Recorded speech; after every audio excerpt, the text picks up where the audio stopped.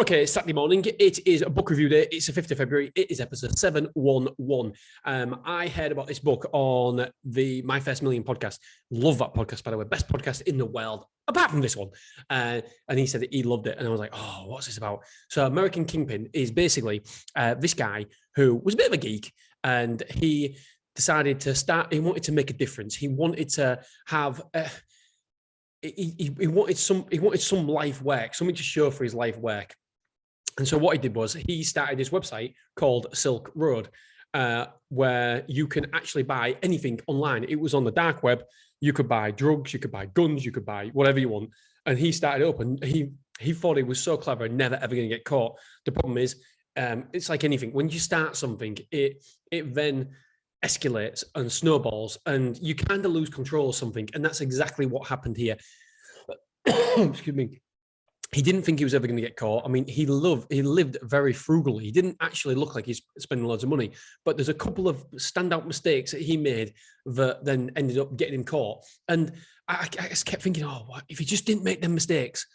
Yeah, but then there'd be another mistake. There's always a mistake. You always make a mistake because obviously it's illegal. He was in San Diego, San Francisco, I think it was. There's always a mistake you're going to make. And basically, he then, because the website got so big and somebody crossed him, he decided to have people killed.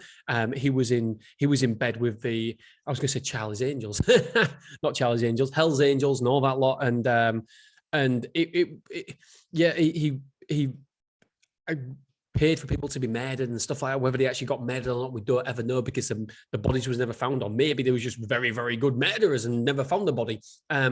And so it escalated far too fast and far too quickly. And all of a sudden he was basically the biggest drug dealer in the world bar none. And he's just this geeky guy from San Diego. And it was such a brilliant, well put together story. It was not from the guy himself, but it talked about his relationships with people, his friends, where he used to go. And this guy must have done so much research. I thoroughly recommend this book. It is awesome. There's no other word for it. It is awesome. It was a book I couldn't put down. I really enjoyed it. I loved it. I loved every minute of it.